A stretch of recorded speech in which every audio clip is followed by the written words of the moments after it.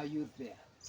And you're looking for that exclusive place for you to spend a night, a quiet place, the tranquility on another level.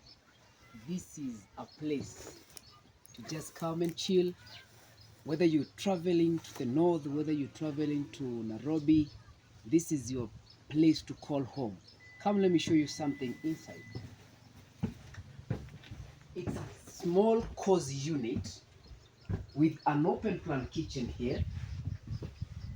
This is your open plan kitchen here. And when you are doing your things, the view of the mountain in Pale and your living area.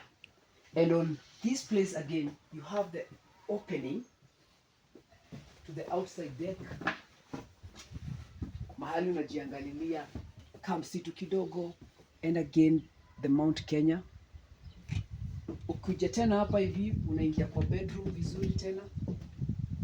Hakuna haso ya kushinda tu kitu ukizunguka zunguka, unaingia tu kwa bedroom. Look at this cozy bed. Wewe na mpoa wako, you just come chill here. Kitoka hapo hivyo unaingia washroom, a clean one. Hapa hivi you're sorted. Hakuna story na show ukioga ati unaweza shtukia. Cool place. Then again unatoka nje. And this place opens up to the farm. So if you're that one person looking for farm life, you can learn a few things about farming. You can come chill.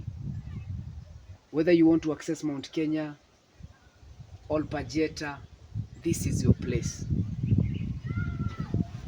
15,000 a night, and there's a good offer for the 30 clients when you wanakuja. 15,000 ikiwa na breakfast. Usiachwe nyuma.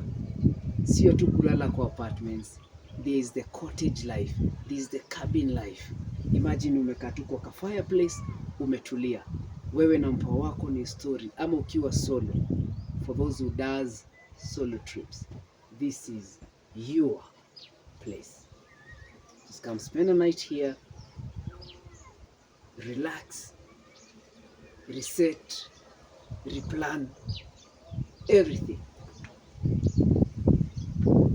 Your place.